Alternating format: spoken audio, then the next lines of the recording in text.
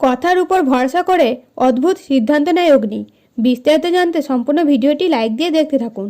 অগ্নি পিসিয়াকে সঞ্চিতার ভালো লাগার কথা জানতে চাইলে পিসিয়া বলে, আমার জানা নেই রে অগ্নি, আমি বলতে পারবো না।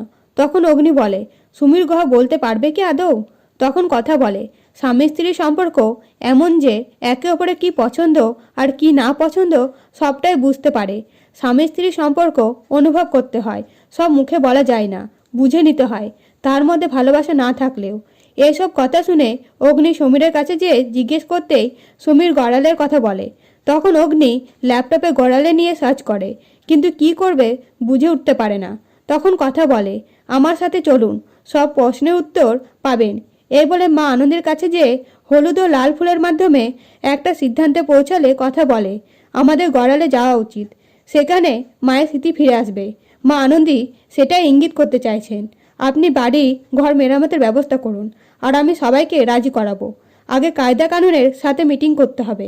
এই বলে কায়দা কানুনদের বলে কর্তা দাদুকে রাজি করাতে হবে গড়াল যেতে। এরপরে ছোটকা কর্তা দাদুকে বলে, তাহলে এবছর পিঠেপুলি উৎসব গড়ালে পালন করা হবে, খুব মজা হবে। এইসব কথা শুনে তো সবাই খুশি হয়ে যায় এবং বাসে করে গড়ালে যাওয়ার পথে গান গাইতে গাইতে যায়। শুধু তাই নয়, বাস থামিয়ে রাস্তায় নেমে সবাই নাচ গানে মেতে ওঠে। তো পরবর্তী আপডেট পেতে অবশ্যই সাবস্ক্রাইব করুন। ধন্যবাদ।